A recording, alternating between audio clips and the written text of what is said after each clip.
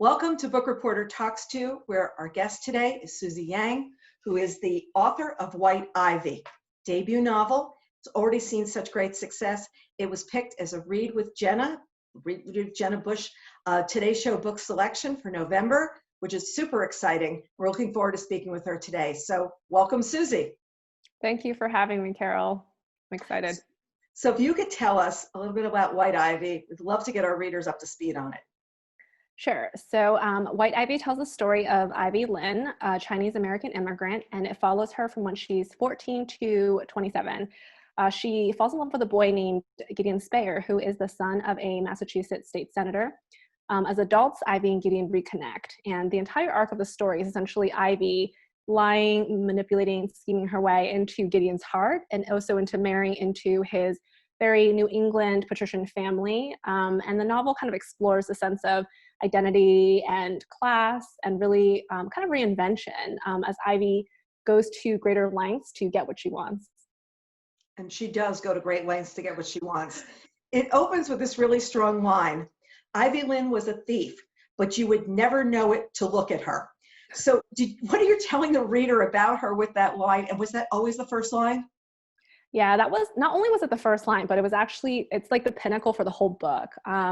Like when I decided to write a book even, I knew that I wanted to kind of create like a very dark anti-heroine character.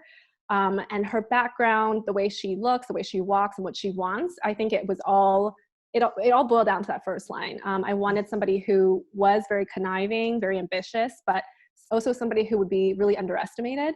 So the idea of her kind of looking like very childish, but on the inside, you know, being a thief, that became the kind of the pinnacle of Ivy's character. Yeah, she is such a conniver. And her background is something she's perpetually trying to overcome and reinvent herself. She's constantly with different goals in mind. Did she come to you fully formed, or did you play around a lot with her character? Her character, I think, came to me fully formed, but with each of the drafts, I did 6 drafts with my editor, and I actually think that's when we really fleshed out what Ivy wanted. That was a big thing for us, because she would, you know, do all these things, but I felt like in the beginning, in the earlier versions, it was sort of like, I could see the reader getting lost, like, why is she going to these lengths?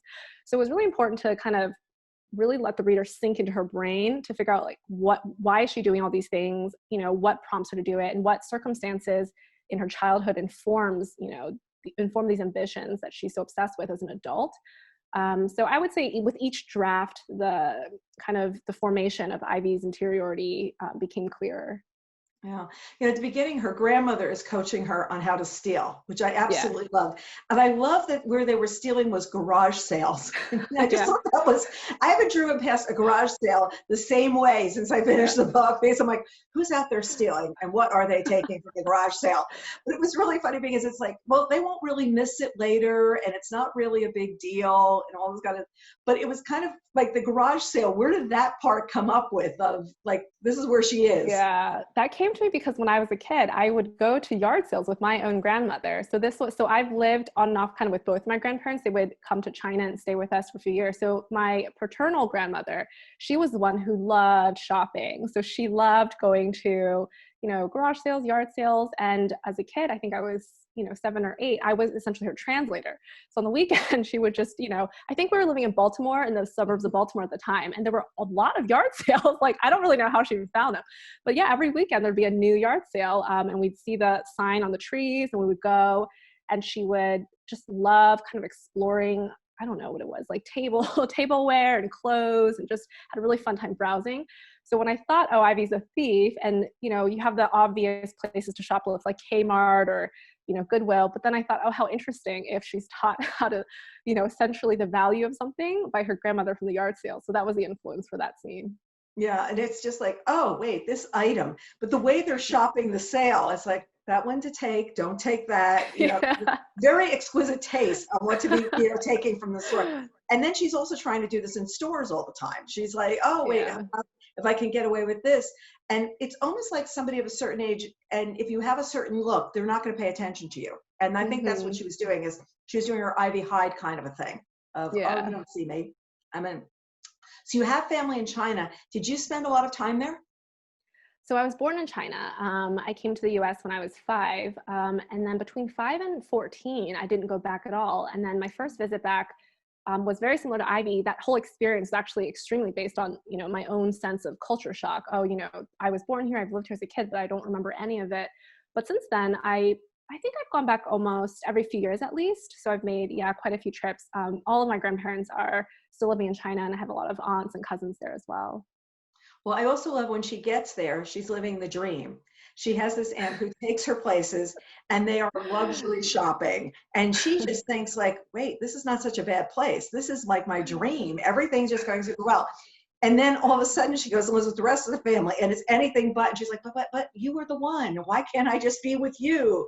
So it was really because you were juxtapositioning culture so much. Because for Ivy, she's going to this very smart school.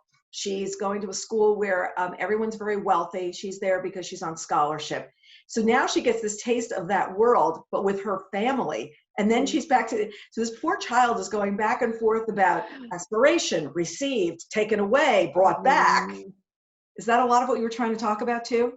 Yeah. And I think that kind of what you were saying about being given something and having it been taken away, I think that informs so much of Ivy's character, which is a lack of security. Like she never feels secure, right? She never feels like, oh, this is mine and I'll always have it. She always feels the sense of, it could be taken away at any time.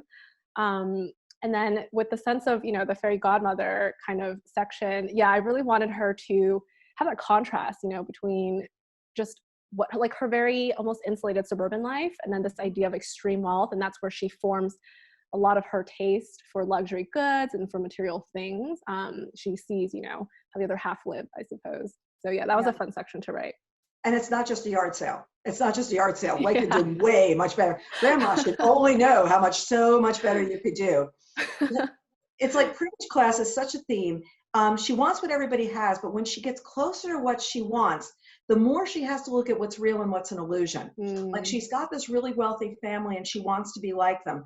Was it interesting having her juggle like what you really want, but then who is it? Who are the Spire family? What are these people really being? There's this facade about them, but when you're with them every day, what is it like? Yeah, I really think that to me, the pleasure of writing the book was kind of figuring out for myself as the author, what is everyone's agenda? What are they really like, in my mind? But then how does Ivy see them? And then showing how Ivy sees them, but at the same time, allowing the reader to see more than Ivy is able to see. So that was really, I think that was a lot of the craft for me in writing it. I'm just really drawn to that, I guess. I like the idea of everybody, not being honest about who they are and wanting to portray themselves a certain way. But because the whole book is kind of through Ivy's point of view, I want the reader to follow her as she discovers more and more about Gideon and about his family. She's enamored with them, but then she sees these signs, maybe things don't add up, but she doesn't want to see it. But to a certain extent, she also knows she probably doesn't want to see it. And she kind of accepts that, it's fine if it's not real because I'm not that real. So maybe we're a good match. That was almost the conclusion that I wanted Ivy to kind of eventually come to, her ultimate downfall. Ultimate, this is what's going to happen to you. There's this morning where I love with Ivy's someplace she's not supposed to be. She's at a sleepover that she's not supposed to be at. She's done that typical teen thing, lying of, I'm going to so-and-so's house. She gets dropped off there. She runs down the block. She goes to the real party she's supposed to be at with her boys, and she's going to sleep over. She's at the Spires house. And the next morning, every teen's nightmare happens. Not just her parents show up to get her, her entire family shows up to get her. And there's this almost comic moment of it, there's the parents, the grandmother, and her brother all, you must leave now, you must leave now, you must go. And I felt like for part of that book, that was like a comic relief kind of a scene of everything being so intense. Was that intentional that I'm picking that up? Yeah, it was so intentional. I rewrote that scene dozens of times. And a lot of the rewriting was dialing it back. I felt like at a certain point, I think my editor was like, this is too much. Like it's becoming a farce, I think she was essentially saying, are you writing a satire? It became a little bit too much. So I had to really kind of dial it back. I just wanted to show that kind of cringy teenage humiliation, I wanted it to really sink into Ivy's bones. And I also wanted that scene to really kind of get the reader on Ivy's side. We can all root for somebody who was embarrassed in that way, in a way that makes all of us feel like, oh my God, that's so horrible, you know, to be trying to be cool when you're 14, but to have your family show up and ruin it in front of the boy you like. So that was definitely deliberate, and I hope it evoked a visceral reaction in people. It totally did. And then, like, you know, some people would say, okay, you're going to go to your room and you're not going to leave for like a month or something like that. No, you're going to China on the next flight. I mean, it's like, pack your bags, you're out of here. You need to be away from these people. And I was just there like, you know, and this is for your own good. And this, I can just picture this child who thinks that she's conniving to get what she wants. You know, yard sales are leaving. I'm on a plane. And then she gets over there and she's in luxury haven. And then she goes to the rest of the family. This kid is getting whiplashed around a lot on what's going on. Yeah, I didn't think about that. That is quite an extreme reaction on her parents' part. Like, the plane is leaving tomorrow and you're on it, you know? It was like, okay. But, you know, I did love, because her dad is giving her this advice. Be humble and grateful for what you have. Don't expect too much from life.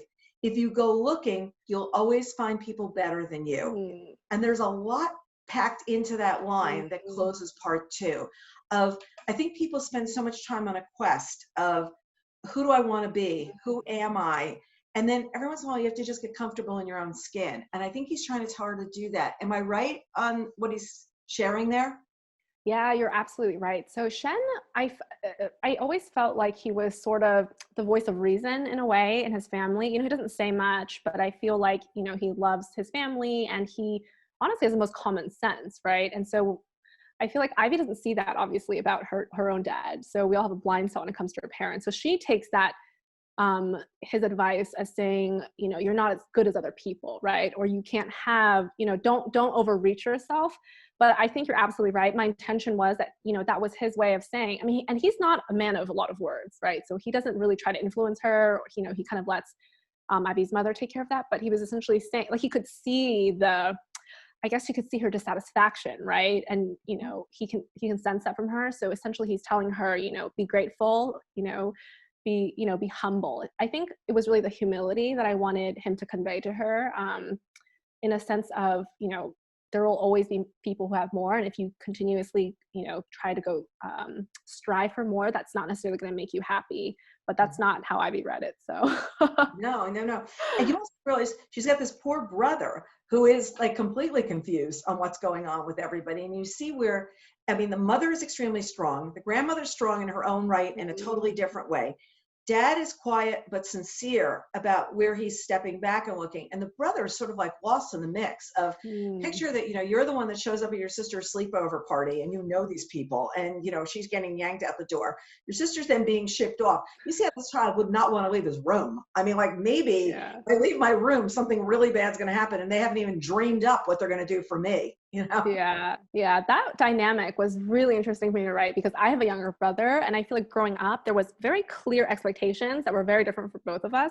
You know, it was like I was the oldest and he was the youngest. And so much of, I guess, just even, you know, who was going to be responsible, who was supposed to be, you know, that take more initiative, like it was all the older child. And the younger child was really, you know, they were just supposed to look at the older child as a role model. And I felt like poor Austin really got that second child, you know, Chinese parent treatment, which is like, you know, when his sister does something good, it's like, oh, look at her. And then when she does something bad, it's like, don't be like that. So I do feel like he does get lost. Like there's always a comparison, right? And I think that's where his like loss of identity comes from as a kid. Yeah, and he's trying to figure out, you know, who I am. Yeah. And her obsession is this guy, Gideon Speyer. She like just is absolutely, she wants Gideon, she wants Gideon's family, but Gideon to me seems like a lot less than who Ivy thinks he is. She's got this view of who he is.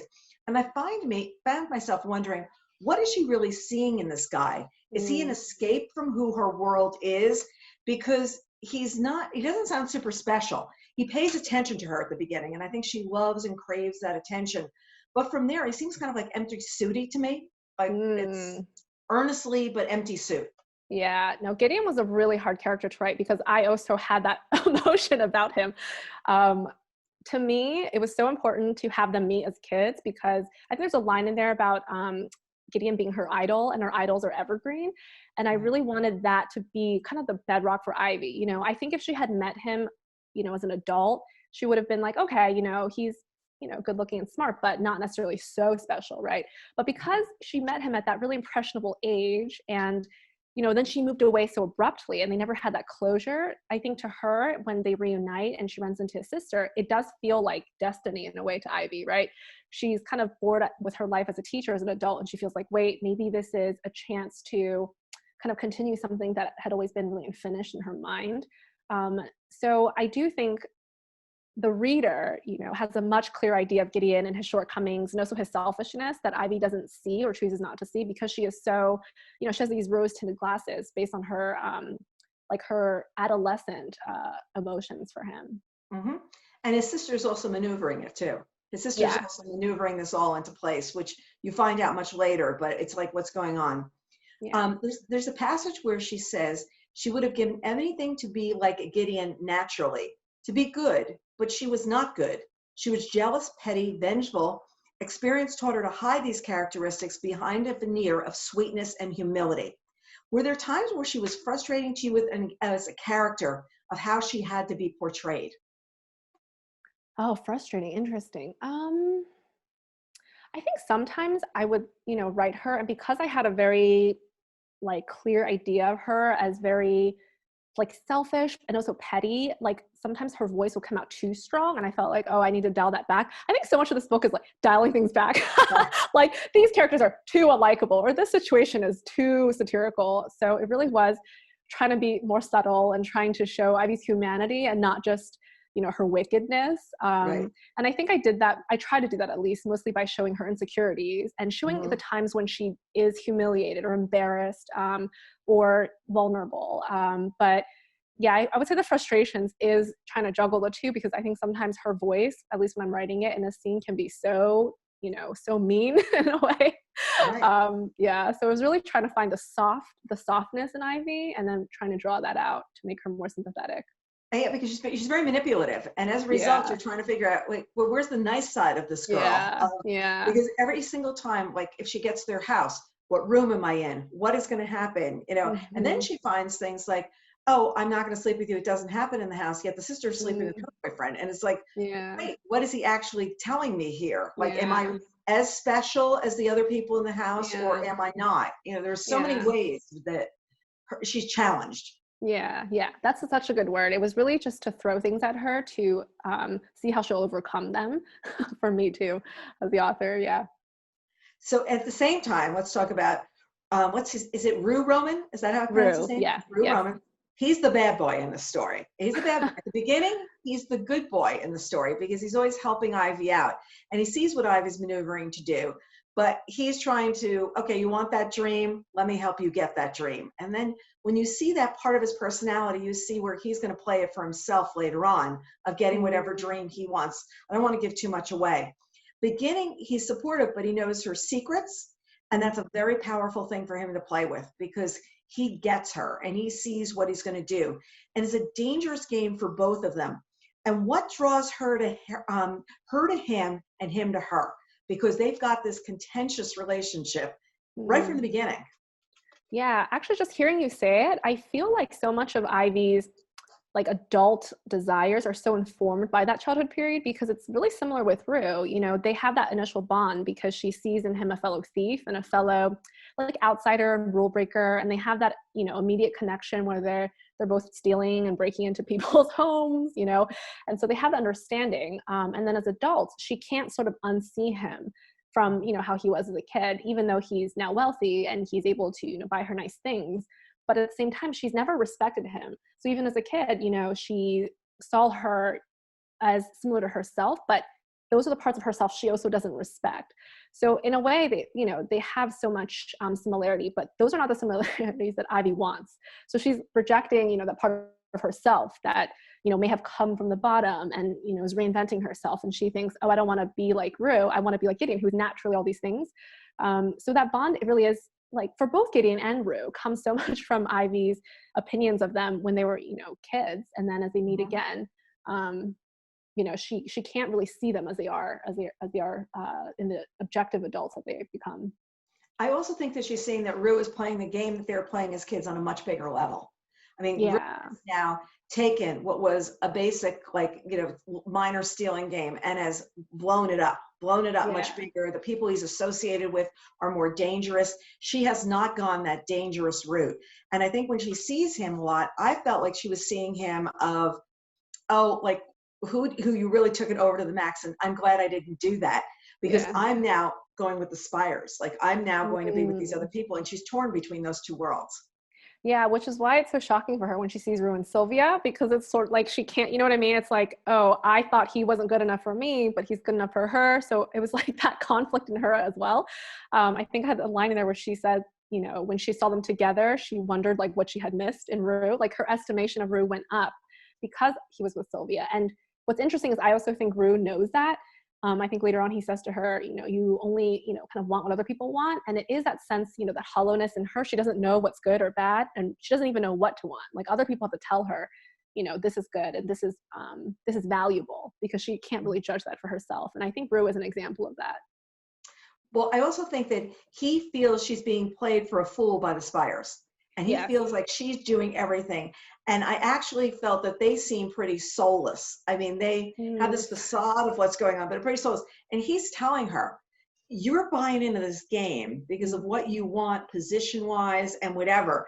But by the same token, what are you asking for? Like, what do you want? I might be a thief, but who are these people that you're playing a game to be part of? No? Yeah, and she doesn't want to hear it. Yeah. She's not interested in that, She feels like his judgment is not valuable. It's her judgment, and it's, the Spires' judgment that matter. And I think, that caused a lot of friction in their later relationship, that he's so honest with her. But she still shows up with him. Like, she still is that girl that calls in the middle of the night. It's like, okay, I'm on my way here. I'm on my, and she's constantly influxing herself back in her life. And you're trying to figure out, is that masochistic on your part? Like, or are you seeing you can be the real you, whereas you're trying with the Spires, you have to be this totally different person. You've got to be who they want you to be. Yeah, it's probably both. I mean, I feel like all of us have a little bit of self-sabotage in us. You know what I mean? It's always like a little bit of like, oh, I've tried so hard. Let me relax, let me unwind. And maybe I think for Ivy, Rue is that for her. She feels such utter possession over him in a way she probably doesn't feel at all around the Spires. It is a sense of security in a sense. She feels I can make Rue do whatever and he'll always love me, he adores me, etc. So it is that sense of, oh, I can be totally free and I have control over him. And that's not true, but she believes that for a long time, which is why she behaves, so almost so entitled around him, right? So I think that's another layer of the dynamic as well. Yeah, I'll show up, but you know what? I'm going back to them, but I am spending time with you, but I'm going back to that world. That's really my world. I step down every once in a while and come into your world. But he does have a lot of the material things that she loves. And he's got that material aspect, but then she also has her, the first line of the book will come back to repeat herself here, because she's still a thief. I mean, she's still a complete thief. I'm not going to bring up, I don't want to share too much for the readers, but it's like, she definitely is conniving still, but now she's playing the player, and that's a completely different game. You can play the people at the yard sale, but when you're playing the player, it's a different game. Yeah. So. Honestly, I don't know if it's correct to say this. I feel like a lot of guys do that. Do you know what I mean? It's like, oh, I'll just come to you because I'll play you or whatever. They're very cocky in that way. I feel like Ivy definitely has that. For all of her insecurities, I think she does know like her own power over men. And that was pretty deliberate on my part. Like, I definitely wanted her to understand how to kind of ingratiate herself in that way, but also feel like she's the one in control, regardless of whether that's true or not. And it's only with these two men who are very different. It's not like she's with every guy when she's out in the bar. She's not like every guy in the place. It's these two very different personalities that she's playing against. So it's not like she's a player across the whole room. And when she was with Gideon at the beginning, until Rue comes back on the scene, it's all about getting Gideon to do what she wants. And then Rue comes there, and then it's like, oh, well, I can play a game going back and forth now. And it was interesting because it's not just everybody to her. She had her sights on two people in two totally different ways. But she knows that one at any moment could spill the beans about her and totally upset exactly where she is. Yeah, because she's too good to play the game, because her roommate Andrea is kind of her foil in that sense. And she looks at Andrea and Andrew's, going out to bars, clearly on the hunt and on the prowl for eligible, bachelors. And Ivy's like, oh, I'm too good to do that. Right. But she's not, but she sort of knows that. So I think so much of Ivy's, at least to me, her endearing quality is that she knows how hypocritical she is. She like can't help herself. I think that's probably the tragedy, I think, of all like anti-hero characters, is that if they understand their own flaws, but can't help themselves. Yeah. Yeah. And at one point, if you're not going to go into much, she takes on power. She takes on power and moves the game. She moves the chess pieces in the way she wants them. But then in the end, are the chess pieces really where she wants to be? It's that the close of the book is just like, so interesting from that point of view. The grandmother says that one successful marriage feeds 3 generations. So let's talk about that, because it's like the successful marriage is going to take care of who? So my editor loved that quote. And so I actually had it in 2 parts of the book. But that was something my dad told me so my dad and I were really close. And we had all these like huge, long philosophical discussions growing up. I was 10, 11, 12. And I remember really early on, he said this to me, I think it was a Chinese proverb. And he, kind of explained to me the importance, of love and family and all that. But it's such a Chinese belief in the sense of, if you have a successful union, it not only helps you, but it really helps your children, and it helps your parents who, you can support in their old age, or if they, have health issues. Like, so it's really it doesn't just talk about money. It's not just like, if you're successful and you're, well off, you can support people. It's really just about understanding and family stability and cultural understanding and just love, So all these things they think will really benefit not just yourself, but your entire clan. And so I feel like that's a very, I don't want to say dutiful, but it really is, it gives more meaning to love and marriage than just saying, oh, I like you, let's get married. It really is like 2 families coming together. And that was a concept that my dad and I talked a lot about. So when I wrote that scene and I had that one part where, so as a child, when Ivy hears this, she doesn't understand that. She feels like, oh, it's such a burden, right? No teenager cares about supporting the whole family, right? You just want to marry who you want.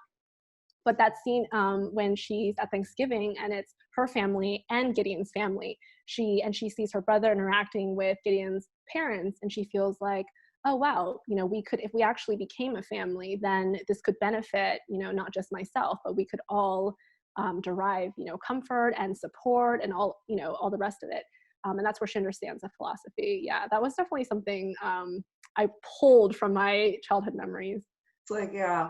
And it was interesting because I heard that your mother-in-law was very ill, but she did get to hear that you got the book deal. And I thought that was like, this incredible moment that you got to share, that this was going to be this big success to me. But let me just tell you, it's like, wonderful news. So I love that you were able to do that, because I feel like everybody's rooting for you. Everybody's just figuring out what to do for you. Thank you. So you had this very successful career in tech. Like, you were doing like wonderful things. You had a tech company, everything was going very, very well. Did you always want to write? Did you always say, because there's such different applications of what you do and whatever? Yeah, I always liked to write, but it was always a hobby for me. So even when I was a child, I was, I was like getting paper together and making books, and I was, drawing things, always journaled, always wrote short stories, but I always thought it was a hobby, and my parents thought it was a hobby. I would get in trouble for writing because I wasn't studying, no novels. I had to be doing homework. So I always thought, oh, maybe if I retire, I can be an author. But so I'd been running my startup company for around 3 years, and a whole bunch of different factors kind of came together. I call it my quarter life crisis. I was like 26, 27 at the time. I thought, oh my gosh, it's time to kind of try to pursue what I really want to do. And there's that nagging voice in the back of my head. So I gave myself a year to see if I could finish a book. So I'd always written chapter 1s. I'm like a serial chapter 1 writer. My drawer is just so full of them. And so I thought, if I can't actually finish anything, I can't ever be a writer anyway. So let me just either kill the dream now or see if I can get it done. And that was how White Ivy came to be written. Interesting. I was trying to say, did you give yourself a deadline? So was that 1 year deadline, and you made the 1 year deadline? I made the 1 year deadline. Yeah, it was October. It was almost exactly 1 year. I wrote the first sentence in October of, I think 2016, and then 2017. I had finished it, and then, had my husband read it, and then sent it over to who is now my agent. Yeah. And I love the story that she was walking down the street reading it and dropping the pages. I didn't know that. Yeah, I read that too. Great. When I was doing some research on you, she was, okay, so she's got this big manuscript and she's walking around New York reading it. And she doesn't want to have to carry the whole thing. So she's putting pages in different garbage cans as she's walking down the street. And I thought it was just so perfect. And I'm like, why did I ever think about that when I was carrying a really big manuscript? Because it wouldn't be a whole story anyplace, you know? Or why did you print it out to read it, right? Like why not read it on your phone or something? Yeah. But you know what's really funny is I can't read, like if I was reading this book, a lot of times they'll say, oh, we'll just send you the ebook. No, because I make notes. I fold down pages. If you saw how I massacred the galley. And I do that and I'm making notes and I'm never writing in the book. I don't go that much, but I'll stick stickies in and I'll do all this kind of stuff, which you can't do. I've never found an effective way to do it in the ebook. And I feel like having the paper and walking away from a screen gives you a different sense of the book. And maybe it feels like it takes me closer to what the reader experience is going to be, though a lot of people are reading in E. But I think that visceral sense of turning the pages and knowing where you are in the stack, which you can't see the same way in E. Oh yeah, no, absolutely. I love, I love books because I move around so much. I would say 70% of what I'm constantly moving are my boxes of books. They're so heavy. They take up so much space, but I don't care. I have to buy them. And if I like a book, I like to buy them in all the editions. So I'll buy them in the UK edition because I like the covers, you know. I like the UK edition, the US edition. I'll do all the new editions. Yeah, it's great. For your books, that's going to be really interesting. It's like, oh, yes, let's go put all this together, you know, all these different copies of the book. But it is funny because the covers can be interpreted so many different ways, and the way they handle the type and whatever can be so different according to what the country is and what they think is going to appeal to people. So the book sold in 2017, and then the editing process began. And you talked about there were 6 rounds of this. How close is this book that we're reading now to what you originally submitted? I don't have like a context in the sense of saying, you know what I mean? It's more or less, but to me, it feels really different. I would say the skeletons are similar. So the plot has really stayed the same, you know, from following Ivy as a child to the end. That's never changed. So much of it was cutting. So I had a lot more scenes of Ivy's theft. You know, I think I had her going into different people's homes and shoplifting. There were more scenes with her and Rue as a child. So we cut that, and not even cut it, we really condensed it. And then the New Jersey scenes I worked on with Mary Sue, my editor, for quite a bit, just kind of boiling it down to the right themes, you know, before I had a lot of scenes, I think, with Ivy and her brother, or Ivy and her family. So it was really boiling down the dynamics of her family and their values. And then the adult scenes, it was, I think there was another character. So the Spire family is Gideon and Sylvia, but originally there was another sister. Okay. And Mary Sue had the brilliant idea of combining the 2 siblings. So Sylvia, as she is now, is actually, before, you know, Sylvia was very poised and very kind and gentle. And then I had the younger sister who was the brat, you know, she was the one who was very spoiled. So then I sort of combined the 2, and that made for such a more interesting character. So I felt like each draft really addressed one of these things. And then the later drafts, so Mary Sue likes to tell the story. She thought that the 4th draft was going to be the last draft and we were going to be done. So she told me, she said, it's almost ready. You just need to do these minor things. But that I heard, you know, you will never get to change anything else again. So you better change everything you want now. So that 4th draft, I think she said I changed something like 40 or 60% of it or something. I don't know. Wow. And I sent that back to her, and that became draft 5. And she said she cried because everything was so different. But there were some good things, and some parts I just, you know, was totally over edited. So then she kind of like Frankenstein the 2 and then sent me back her notes. And then the 6th draft became the final one that both of us are really happy with. So that was quite the process. But you know, and it's the role of the editor and the way the editor works with you is so interesting, because it may be we need 2 characters. I was talking to an author a couple of weeks ago, and she said the 3 characters in her book, one of the 3 was not even one of the voices in the book. And then all of a sudden she realizes, wait, she needs her whole. And I think that for readers, it's so interesting because you think that, oh, you write the book, and then the book gets edited for like punctuation and spelling or something. But how much it's edited for plot and for plot, you know, making things tighter. And I you know, an author years ago sent me her manuscript, And I said to her, the little boy was in the hospital room at some point, right? And she said, yeah. I said, well, he's still there. So she says, what do you mean? And I said, all the time there's like this random sentence. But, you know, if you're the editor and the author and you've been so close to it, Yeah. you can kind of miss that, like, wait, the little boy is still in the room and he's making this cameo for no reason whatsoever, you know? So it's interesting to pull back. I mean, I loved working with Mary Sue and even just having readers, because I like when I'm writing it, you know, it feels like I'm just making things up. I don't, you know, I pushing these people along, and then to have somebody fresh come and say, I love this, but this needs work. It feels like it feels so delightful, because people are talking to you about characters that you made up, but it feels more real, because then you can discuss these people and their motivations, you know, the way we're discussing them now. And that was really novel for me, because they've only been, you know, I didn't let anyone read the manuscript as working on it. I didn't even tell that many people. And so for me, it was to hear, you know, Mary Sue and my agent Jenny and my husband, you know, talk about Ivy and Rowan Gideon. It was like, oh, these people exist outside of my head. So that was really pleasurable. And especially for Mary Sue, I feel like really this book would not be this book without her. It wasn't just even about the small things like the characters, it was the vision. Like she always came in with such a clear vision of, you know, the stark, complicated character. And she always knew, you know, the thriller part, and she always could tease out what was interesting. And I really trust that, because I don't have a writing, you know, I didn't study writing. For me, I really approached writing the book as a reader. So to me, I would always go back, you know, what would be pleasurable to me as the reader? What would I want more of? Am I writing for myself? Because that was always going to be, you know, my motivation. So to have somebody say, you know, this is interesting, it's starting to lag here, this needs to be cut. To me, it was great. You know, these are my blind spots. So I really feel like this book wouldn't have been what it is today without her.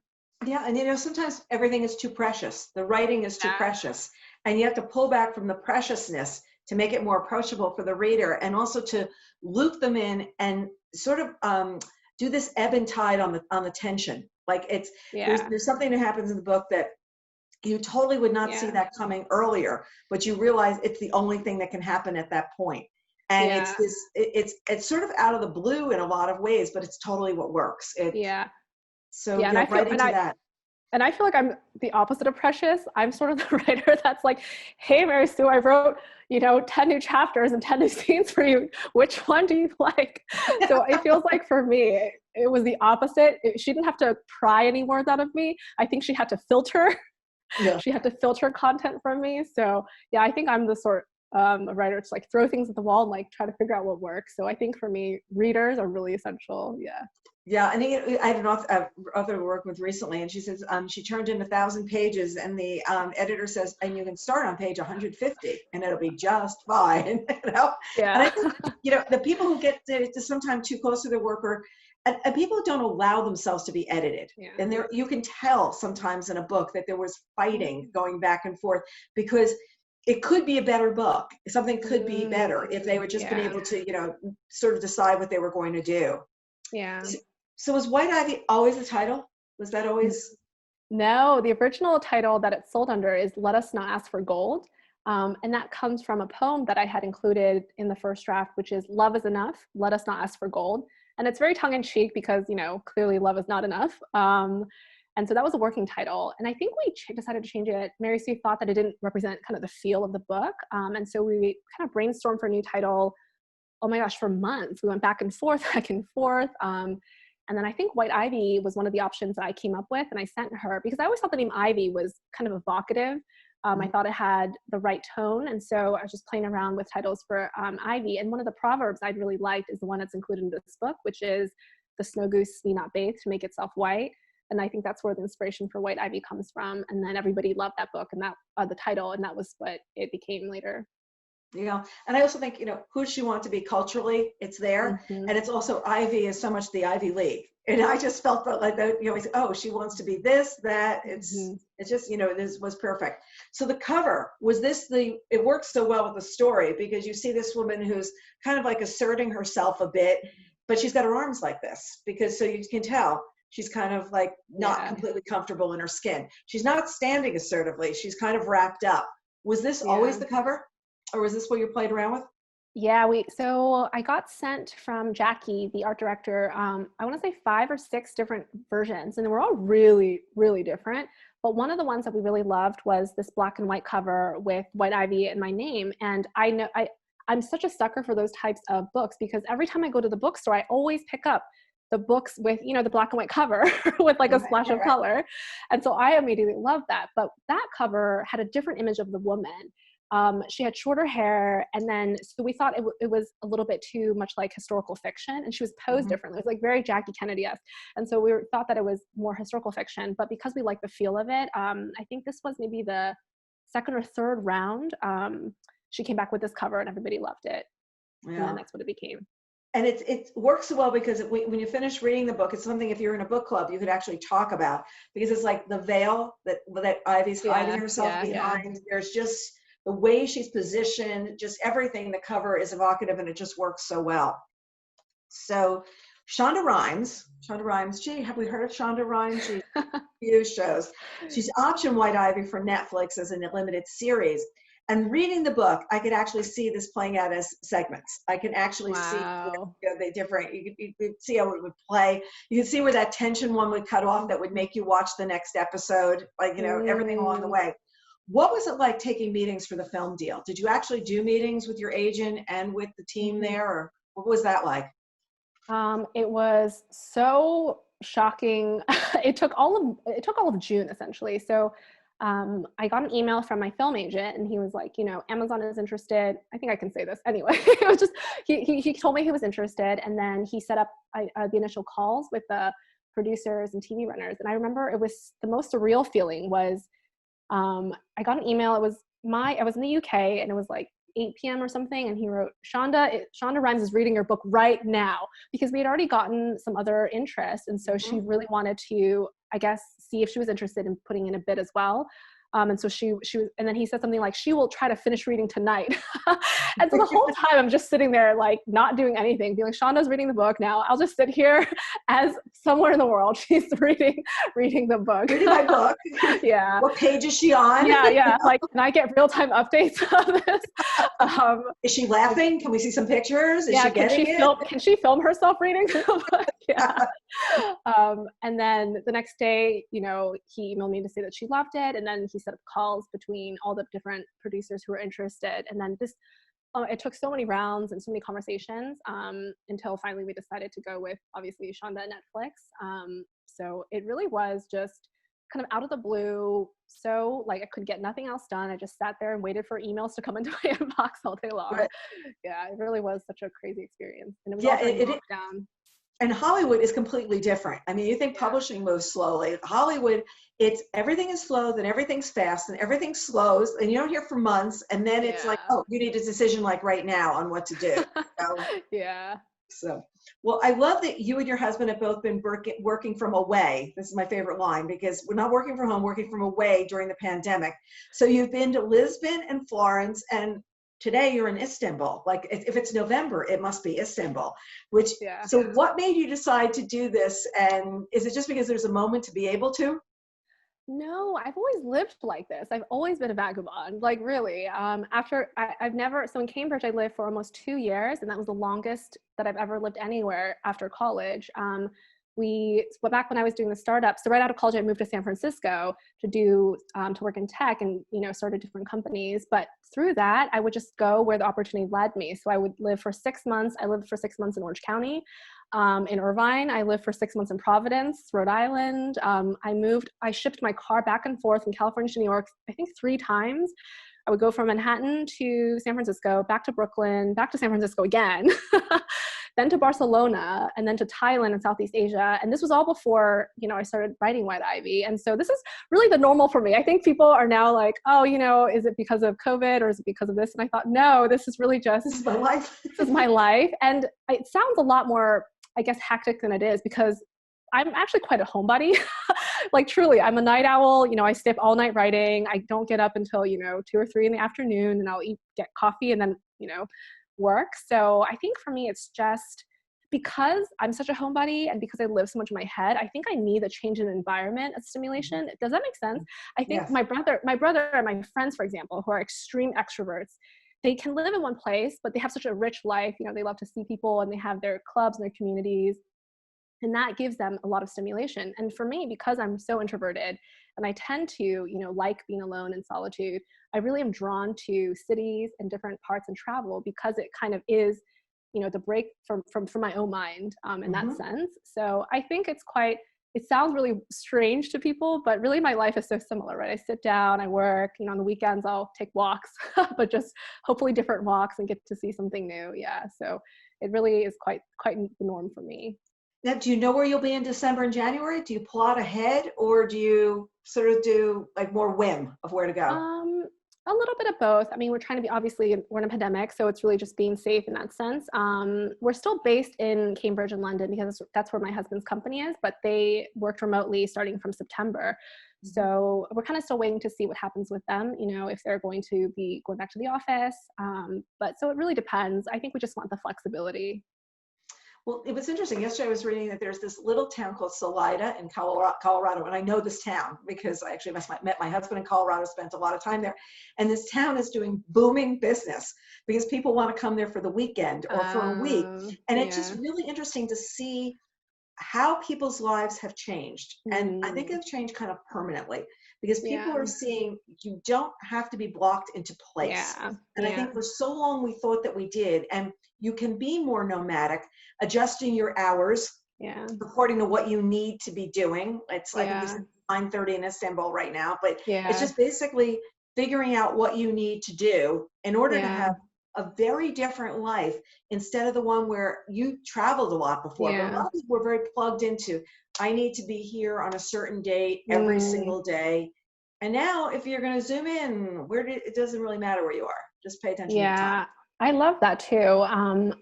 I love that we can talk like this and afterward, both of us can go watch Netflix, as opposed to kind of the toll it would take normally for people to travel to a place. And before I always thought, are people, do they feel more distant, in the sense if it's not in person? I think you do lose some of that. Like my husband really misses working, with the team in person. But I was talking to, I think a librarian, she was saying how it's really nice because there were a lot, she's based in Florida. But so she's always, really envious of the events in New York and she couldn't attend them, but now they're all online. So she says it's really great to be able to just stream them. And I thought that was really nice, that people can have access if they want. Yeah, because what I'll do is at night, I'll look down like a roster of what's on and I'll just go watch all different author events that if I was in the city, look, we worked in New York. Our office was in New York. You saw a lot of people come through New York, but you might not have come in New York when your book was out. You might have come for a marketing meeting. You might not have come at a time where I could interview you. Whereas now we have a lot more flexibility with people. And even you can catch people 2 months after the book comes out if something interesting is happening. So it's completely working.